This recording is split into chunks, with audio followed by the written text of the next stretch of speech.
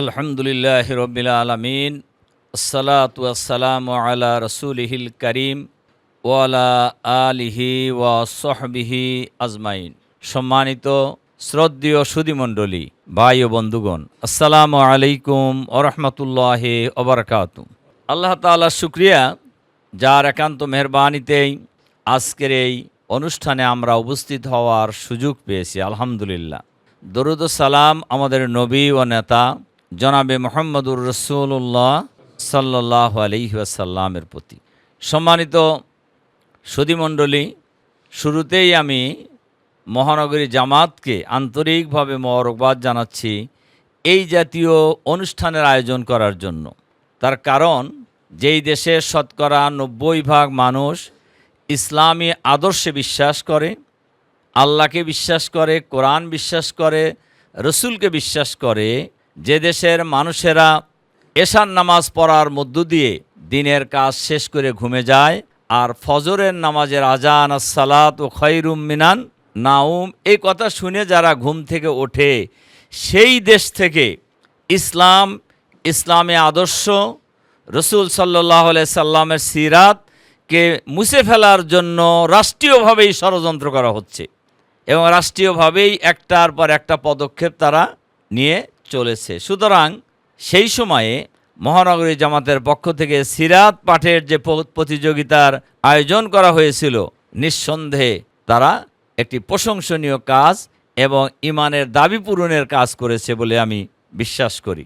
সম্মানিত ভাইসব, আল্লাহ তাআলা কোরআন শরীফে গোটা বিশ্ব মানবতার জন্যই একটি মেসেজ দিয়েছেন, লাকাদ কানা লাকুম ফি রাসূলিল্লাহি উসওয়াতুন হাসানা। তোমাদের জন্য মুহাম্মদুর রাসূলুল্লাহ সাল্লাল্লাহু আলাইহি সাল্লামের জীবনের মধ্যেই রয়েছে উত্তম আদর্শ। তাহলে আমাদের আদর্শ কে? আমাদের আদর্শ হলেন হযরত মুহাম্মদ সাল্লাল্লাহু আলাইহি সাল্লাম। এ কথা কে বলছেন? আল্লাহ তাআলা নিজেই বলে দিয়েছেন যে মুহাম্মদ সাল্লাল্লাহু আলাইহি সাল্লামের জীবনের মধ্যেই তোমরা সঠিক দিক নির্দেশনা পাবা। কাজেই মুহাম্মদুর রাসূলুল্লাহ সাল্লাল্লাহু আলাইহি সাল্লামের জীবনীটা কি ছিল, এটা আমাদের আসলে খুব ভালোভাবে উপলব্ধি করা দরকার। মুহাম্মদুর রাসূলুল্লাহ সাল্লাল্লাহু আলাইহি সাল্লামকে এই পৃথিবীতে আল্লাহ তাআলা পাঠিয়েছেন, হুয়াল্লাযী আরসালা রাসূলাহু বিল হুদা ওয়া দীনিল হক লিইয়ুযহিরাহু আলাদ-দীনি কুল্লি ওয়ালাউ কারিহাল মুশরিকুন ওয়ালাউ কারিহাল কাফিরুন ওয়া কাফা বিল্লাহি শাহিদা। সম্মানিত সুধীমণ্ডলী, ভাই এবং বন্ধুগণ, আল্লাহ তাআলা মুহাম্মদুর রাসূলুল্লাহ সাল্লাল্লাহু আলাইহি সাল্লামকে হেদায়েত সহকারে, কোরআন সহকারে এই পৃথিবীতে পাঠানোর উদ্দেশ্য পরিষ্কারভাবে বলেছেন, লাইয়ুযহিরাহু আলাদ-দীনি কুল্লি। সমস্ত আদর্শ, সমস্ত মতবাদ, সমস্ত পথের উপরে ইসলামকে বিজয়ী আদর্শ হিসাবে প্রতিষ্ঠা করার জন্য। তাহলে মুহাম্মদুর রাসূলুল্লাহ সাল্লাল্লাহু আলাইহি সাল্লামের সারা জীবনের সংগ্রাম ছিল দিনকে বিজয়ী করার চেষ্টা করা। আর এই কাজ করতে গেলে আল্লাহ তাআলা খুব ক্যাটাগরিক্যালি বলছেন যে যারা দিনকে অস্বীকার করে এদের কাছে এটা পছন্দনীয় হবে না, যারা মুশরিক তাদের কাছেও এটা পছন্দনীয় হবে না। তাহলে দিনকে বিজয়ী করার কথা বললেই যাদের গা চুলকায়, দিনকে বিজয়ী করার কথা বললেই যারা ভিতরে ভিতরে ফুঁসতে থাকে, এরা কারা? এরা আর যাই হোক না কেন মুসলমানদের বন্ধু হওয়ার কথা নয়, তিনি যেই হন না কেন। দিনকে বিজয়ী করার সংগ্রাম করা ছাড়া রসুল সাল্লাল্লাহু আলাইহি সাল্লামের সিরাত আলোচনা করা অর্থহীন। সম্মানিত দায়িত্বশীল ভাই সব, কাজেই যারা সহ্য করতে পারবে না তাদের সম্পর্কে আল্লাহ তাআলা বলছেন, মুহাম্মদ সাল্লাল্লাহু আলাইহি সাল্লামকে যে এই কাজের জন্য পাঠানো হয়েছিল, এর জন্য তোমরা মানো আর না মানো, আল্লাহ তাআলা বলছেন এটা আল্লাহর সাক্ষী যথেষ্ট। এরকম কিন্তু একটা মেসেজ আছে, কে মানলো আর কে মানলো না, মুহাম্মদ সাল্লাল্লাহু আলাইহি সাল্লামকে নবী বলে নেতা বলে, এতে আল্লাহ তাআলার কিছু যায় আসে না, এটা আল্লাহর সাক্ষী যথেষ্ট। সম্মানিত সুধীমণ্ডলী, কাজেই আজকে সিরাত পাঠের পুরস্কার বিতরণী অনুষ্ঠানে আমি আপনাদের কাছে যে মেসেজটা দিতে চাই, মুহাম্মদুর রাসূলুল্লাহ সাল্লাল্লাহু আলাইহি সাল্লামের সঙ্গী সাথী যারা ছিলেন তারাই তো আল্লাহর সবচেয়ে প্রিয় বান্দা ছিলেন। তারা কি আল্লাহর দিনকে বিজয়ী করার এই আন্দোলন সংগ্রামের বাইরে জীবনযাপন করছেন? তাবুকের যুদ্ধের ঘটনা আমাদের সবার জানা আছে। রসুল সাল্লাল্লাহু আলাইহি সাল্লামের নির্দেশ যুদ্ধে যাওয়ার জন্য ছিল, সবাইকে যাওয়ার জন্য উনি আহ্বান জানিয়েছিলেন। এবং আপনারা জানেন যে যুদ্ধ থেকে কেউ রাস্তা থেকে ফিরে আসছেন, কেউ যান নাই। কেন যান নাই? যুদ্ধ থেকে ফিরে আসার পর রসুল সাল্লাল্লাহু আলাইহি সাল্লাম যখন তাদের কাছে কৈফিয়ত চেয়েছেন, এর সংখ্যা ছিল প্রায় ৮০ জনের কাছাকাছি। এখানে ৮০ জন যদি হয়ে থাকে, কোনো কোনো বর্ণনায় ৮০ জন আছে, কোনো কোনো বর্ণনায় ৮২ জনের কথাও বলা হয়েছে। ৮০ জনও যদি আমরা ধরি, তাহলে ৭৭ জন কিন্তু ওজর পেশ করে আল্লাহ রসুলের কাছ থেকে চলে আসছে। আল্লাহ রসুল সাল্লাল্লাহু আলাইহি সাল্লামও তাদেরকে ছেড়ে দিয়েছেন, মুক্তি দিয়ে দিয়েছেন। ৩ জন সত্য কথা বলছেন যে ইয়া রাসূলুল্লাহ, আমরা যদি যাইতে চাইতাম, যে ওজর পেশ আমরা করছি, আমরা যেতে পারতাম। তখন রসুল সাল্লাল্লাহু আলাইহি সাল্লামের পক্ষ থেকে তাদেরকে সামাজিকভাবে কি করা হয়েছে? বয়কট করা হয়েছে। রসুল সাল্লাল্লাহু আলাইহি সাল্লাম কার ইশারায় চলতেন? আল্লাহ তাআলার ইশারায় চলছেন। এই সামাজিকভাবে বয়কট করার পর বলা হয়েছে এদেরকে সালাম দেওয়াও যাবে না, সালাম নেওয়াও যাবে না। এক পর্যায়ে বলছেন তাদেরকে কোনো সহযোগিতাও করা যাবে না। একজন সাহাবীর স্ত্রী বলছেন, ইয়া রাসূলুল্লাহ, আমার স্বামী তো অসুস্থ, বয়স্ক, উনি কিছু কাজ আছে অন্যের সহযোগিতা ছাড়া করতে পারেন না। রসুল সাল্লাল্লাহু আলাইহি সাল্লাম দয়ার নবী বলছেন যে হ্যাঁ, সহযোগিতা করতে পারবা, তবে তার সাথে কথা বলতে পারবা না। এটা কত কঠিন। এরপরে বলছেন যে একসাথে শুতেও পারবা না। বলেন দেখি কত কঠিন ছিল তাদের জন্য। আর এই ৩ সাহাবী যারা সত্য কথা বলছিলেন, তারা যেনতেন সাহাবী ছিলেন না। এদের 2 জন ছিলেন বদরি সাহাবী, আর একজন বদরের যুদ্ধে অংশগ্রহণ করার সুযোগ পান নাই, কিন্তু রসুল সাল্লাল্লাহু আলাইহি সাল্লামের সাথে সকল যুদ্ধে অংশগ্রহণ করেছেন। 50 দিনের মাথায় আল্লাহ তাআলা তাদেরকে মাফ করে দিয়ে কোরআনের আয়াত নাজিল করছেন। সুবহানাল্লাহ। তাহলে শ্রেষ্ঠ কারা? ওজর পেশ করে আপনার বিরত থাকলেন সংগ্রাম থেকে, যুদ্ধে যাওয়া থেকে, তারা শ্রেষ্ঠ? না যারা হক কথা বলে, সহি কথা বলে, সত্য কথা বলে বয়কটের মুখোমুখি হয়ে আল্লাহ তাআলার পক্ষ থেকে মাফের ঘোষণা পেয়ে গেলেন দুনিয়ায় থেকে, তারা শ্রেষ্ঠ? 3 জন শ্রেষ্ঠ। এটার জন্য গবেষণা করার দরকার আছে।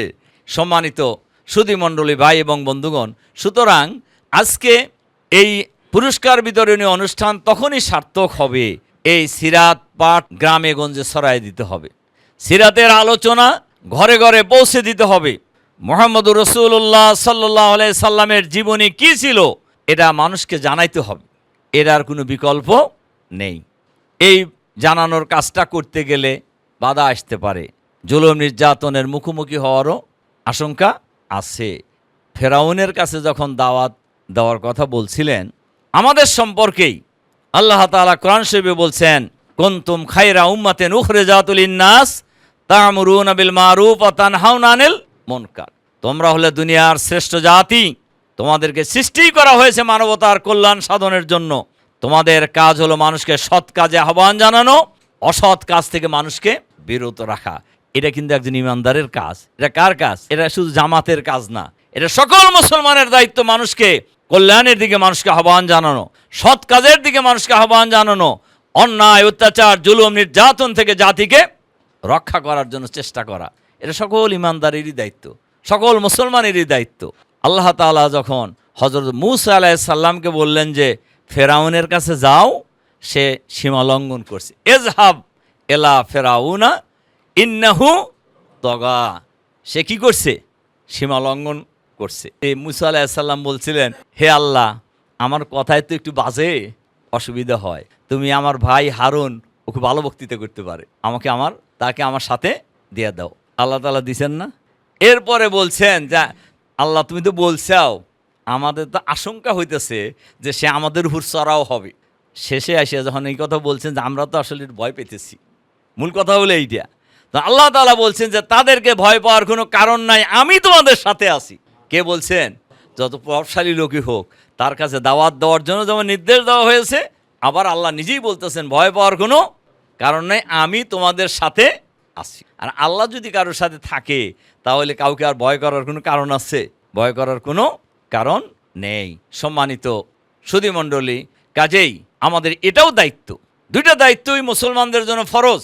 একটা হলো দিনকে বিজয়ী করা, লড়াই করা, সংগ্রাম করা, দেশের মানুষের ঘরে ঘরে, বিশেষ করে ঢাকা মহানগরীর প্রতিটি মানুষের কাছেই রাসূল সাল্লাল্লাহু আলাইহি সাল্লামের এই প্রকৃত সিরাতকে পৌঁছে দেওয়া, রসুল সাল্লাল্লাহু আলাইহি সাল্লামের জীবনীকে পৌঁছে দেওয়া, যে রসুল সাল্লাল্লাহু আলাইহি সাল্লাম কেমন মানুষ ছিলেন, উনি কি করেছেন। উনি কি খালি নামাজের মধ্যেই সীমাবদ্ধ ছিলেন? উনি কি খালি জেকের আজগারের মধ্যেই সীমাবদ্ধ ছিলেন? না উনি যুদ্ধের ময়দানে সেনাপতিও ছিলেন? উনি কি খালি জেকের আজগারের মধ্যে সীমাবদ্ধ ছিলেন? না উনি রাষ্ট্রের রাষ্ট্রপ্রধান ছিলেন? রাষ্ট্রপ্রধান যদি থাকেন তো এমনি এমনি ছিলেন নাকি? এমনি এমনি রাষ্ট্রপ্রধান হওয়া যায়? বলেন যায় কি না? এমনি এমনি সেনাপতি হওয়া যায়? সম্মানিত দায়িত্বশীল ভাই সব, কাজেই আমরা রসুল সাল্লাল্লাহু আলাইহি সাল্লামের জীবনী আলোচনা করব, কিন্তু রসুল সাল্লাল্লাহু আলাইহি সাল্লামের সংগ্রামী জীবনের আলোচনা হবে না, তাহলে এই আলোচনা অপূর্ণাঙ্গ থেকে যাবে। আমরা রসুল সাল্লাল্লাহু আলাইহি সাল্লামের দাওয়াতের আলোচনা করব। রসুল সাল্লাল্লাহু আলাইহি সাল্লাম দাওয়াত দিতে গিয়ে তাইফের ময়দানে রক্ত দিলেন। রসুল সাল্লাল্লাহু আলাইহি সাল্লাম দাওয়াত দেওয়ার কারণেই দীর্ঘ 3 বছরের অধিক কাল শেয়াবে আবু তালেবে কারাবন্দী জীবন যাপন করলেন। আপনি এগুলি রসুল সাল্লাল্লাহু আলাইহি সাল্লামের জীবনী না? এগুলি কি আপনার রসুল সাল্লাল্লাহু আলাইহি সাল্লামের জীবনের বাইরে? তাহলে আপনি কি দাওয়াত দেন যে বাধা আসে না? আপনি কি দাওয়াত দেন যে আপনার এই দাওয়াত ঠেকানোর জন্য চেষ্টা করতেছে না? এই চেষ্টা তারা করবে, এটা তাদের কাজ। সূরা আল কাহাফে যে কথাটা আল্লাহ তাআলা বলছেন, ওমা নুরসিলুল মুরসালিনা ইল্লা মুবাশশিরিনা ওয়া মুনজিরিন মা ইউজাদিলুল্লাযিনা কাফারু বিল বাতিলি লিইউদহিদু বিহিল হাক্কা। যে আমি যুগে যুগে যত নবী রাসূল পাঠিয়েছি, সব একমাত্র উদ্দেশ্য ছিল জান্নাতের সুসংবাদ দেওয়া আর জাহান্নামের ভয় প্রদর্শন করা। কিন্তু কুফরের নীতি যারা অবলম্বন করেছে, তারা এই কাজটাকে বিতর্কিত করার জন্য, ব্যর্থ করে দেওয়ার জন্য সব ধরনের ষড়যন্ত্রে তারা লিপ্ত হয়েছে। অন্য আয়াতে বলা হয়েছে তারা বিতর্কে জড়িত করে এই জিনিসটাকে ব্যর্থ করার জন্য তারা চেষ্টা করেছে। তাহলে কেউ কেউ বাধা দেবে, বিতর্কিত করবে, এটা খুবই স্বাভাবিক। কিন্তু ইমানদারদের কাজ কি? ওয়ালাকাদ বাআসনা ফি কুল্লি উম্মাতির রাসূলা আন ইবুদুল্লাহ ওয়াস্তানিবুত তাগুত। আমি প্রত্যেক যুগেই নবী রাসূল পাঠিয়েছি, উদ্দেশ্য হলো একমাত্র আল্লাহর দাসত্ব করার জন্য, আর তাগুতকে কি করার জন্য? অস্বীকার করেন। তাগুতকে যদি কেউ অস্বীকার না করে, তাহলে কি তিনি পূর্ণাঙ্গ মুসলমান হতে পারবেন? আর আল্লাহর দাসত্বটাকে একনিষ্ঠ করতে হবে। একজন মানুষ তো দুইজনের দাসত্ব করতে পারে না। যারা আল্লাহর দাসত্ব করবে, পৃথিবীর আর কারো দাসত্ব তারা মেনে নেবে না। এটা হওয়া উচিত আমাদের মেসেজ। সম্মানিত সুধীমণ্ডলী ভাই এবং বন্ধুগণ, কাজে আমি আপনাদের কাছে এই আহ্বান জানিয়ে আমার কথা শেষ করতে চাই। দিনের দাওয়াত মানুষের ঘরে ঘরে পৌঁছে দেওয়া আমাদের সবার দায়িত্ব। আর এই দিনের দাওয়াত মানুষের ঘরে ঘরে পৌঁছে দেওয়ার মধ্য দিয়ে এই সমাজের মানুষকে ঐক্যবদ্ধ করে ইসলামের সঠিক দিক নির্দেশনা দিয়ে, ইসলামের আলোকে মানুষের চরিত্র গঠন করার মধ্য দিয়ে, আজকে ইসলামের আলোকে মানুষের জীবন গঠন না হওয়ার কারণেই আজকে একটা অফিসের পিয়ন 400 কোটি টাকার মালিক হয়। মানে দেশের জনগণের খেদমতে যারা নিয়োজিত, প্রজাতন্ত্রের পয়সার কর্মচারী যারা, তারা 1000 কোটি টাকার মালিক হয়ে যাচ্ছে লুটপাট করে। এবং যারা দেশের নেতৃত্বে আছেন, তারা নেতৃত্বে থাকার এই সুযোগকে অপব্যবহার করে হাজার হাজার কোটি টাকার মালিক হয়ে আজকে দেশটাকে লুটপাটের রাষ্ট্রে পরিণত করেছে। সুতরাং এর থেকেও যদি জাতিকে মুক্ত করতে হয়, তাহলে আপনাকে রসুল সাল্লাল্লাহু আলাইহি সাল্লামের জীবনের দিকেই ফিরে আসতে হবে। রসুল সাল্লাল্লাহু আলাইহি সাল্লাম যে আদর্শ প্রতিষ্ঠার জন্য লড়াই করেছেন, সংগ্রাম করেছেন, জীবনের শেষ মুহূর্ত পর্যন্ত আমাদের প্রিয় মাতৃভূমি, জন্মভূমি এই বাংলাদেশে সেই আদর্শ প্রতিষ্ঠার জন্য, সেই দিনকে কায়েম করার জন্য, একটি সুন্দর ইসলামী কল্যাণ রাষ্ট্র কায়েম করার জন্য আমরা সবাই আজীবন লড়াই সংগ্রাম অব্যাহত রাখব ইনশাআল্লাহ। এই আহ্বান জানিয়ে, এই মেসেজ ঘরে ঘরে পৌঁছে দেওয়ার জন্য আহ্বান জানিয়ে আমার কথা এখানে শেষ করছি। আল্লাহ হাফেজ। আসসালামু আলাইকুম রহমতুল্লাহি ওয়া বারাকাতুহু।